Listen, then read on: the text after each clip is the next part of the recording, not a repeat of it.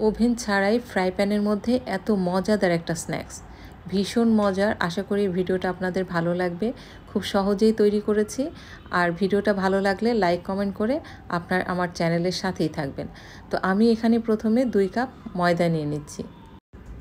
পরিমাণ মতো লবণ দিয়ে দিলাম, গুঁড়া দুধ দিলাম 2 টেবিল চামচ, ইস্ট দিয়ে দিচ্ছি 1 চা চামচ, আর তেল দিয়ে দিলাম 2 টেবিল চামচের মতো,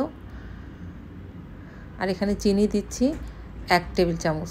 এবার এই সমস্ত উপকরণ আমি খুব ভালো করে একসাথে মেখে নেব। এখন আমি কুসুম গরম পানি দিয়ে অল্প অল্প করে পানি দেব, দিয়ে এই ডোটাকে তৈরি করে নেব। একটা সফট ডো তৈরি করতে হবে। নর্মাল পানি দিয়েও করা যাবে, কুসুম গরম পানি দিলে আপনার ইস্টটা খুব দ্রুত অ্যাক্টিভ হবে এবং আটাটা বেশি ভালো ফুলবে। তো এটা আপনার ডোটা একটু সফট ডো তৈরি করবেন, তাহলে আপনার যে ব্রেডটা তৈরি হবে সেটা অনেক বেশি সফট হবে এবং খেতেও মজা হবে। তো আমার এই ডোটা তৈরি করা শেষ হয়েছে। এখন আমি একটা পাত্রের মধ্যে একটু তেল মেখে আমি এটাকে 1 ঘন্টার জন্য রেস্টে রাখবো।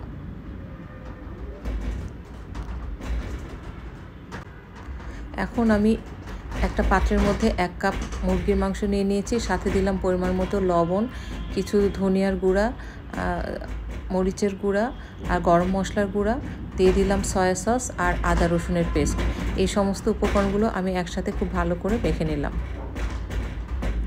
এবার একটা পাত্রের মধ্যে তেল দিয়ে এই মাংসটাকে আমি ভেজে নেব।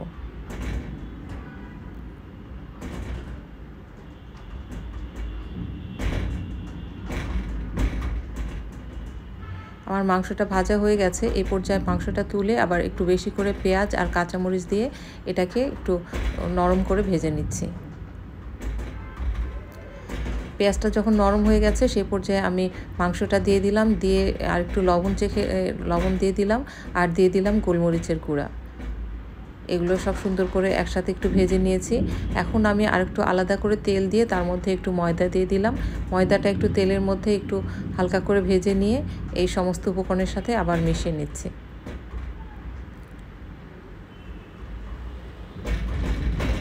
এ পর্যায়ে আমি এর মধ্যে দিয়ে দিলাম দুধ, 1 কাপের মতো দুধ দিয়েছি। দিয়ে এগুলোকে আবার সুন্দর করে একটু নেড়েচেড়ে রান্না করছি। রান্না করার পরে আমি শেষের দিকে একটু বাটার দিলাম, দিয়ে এটাকে একটু নরম নরম করে নামিয়ে ফেলব। আপনি চাইলে এর মধ্যে একটু চিনি দিতে পারেন, একটু খেতে মিষ্টি মিষ্টি হলে ভালো লাগে।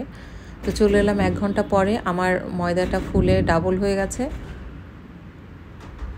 এখন আমি এটার মধ্যে থেকে যে বাতাস আছে সেটাকে একটু মেখে বের করে নিব।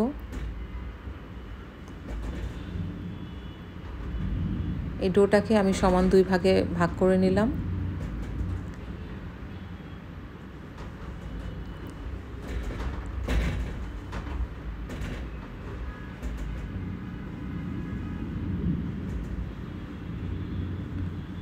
এ পর্যায়ে এই একটা ডো দিয়ে আমি একটু মোটা করে রুটি বেলবো, একটু মোটা করে বেলবো। পিজা যে টাইপের হয়, পিজা টাইপের একটু মোটা করে আমি বেলে নেব।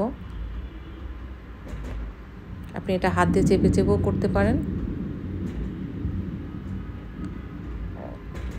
এখন আমি ফ্রাই প্যানের মধ্যে একটু তেল দিয়ে দিলাম, দিয়ে একটা রুটি নিচে দিয়ে দিলাম।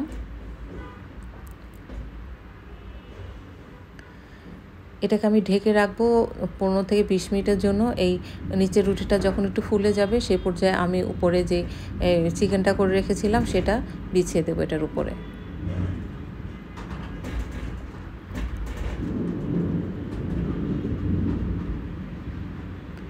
এর উপরে আমি আবার আরেকটা ডো দিয়ে আরেকটা রুটি তৈরি করেছি, সেটা দিয়ে এটাকে খুব ভালো করে ঢেকে সাইডগুলো আমি খুব সুন্দর করে সিল করে দেব। এটাকে এভাবে সিল করার পরে আমি এটাকে আবার 15 মিনিটের জন্য ওয়েট করব। এটা একটু ফুলে যাবে। এখন আমি একটা ডিমের যে হলুদ অংশটা এইটা দিয়ে উপরে আমি ব্রাশ করে দিচ্ছি।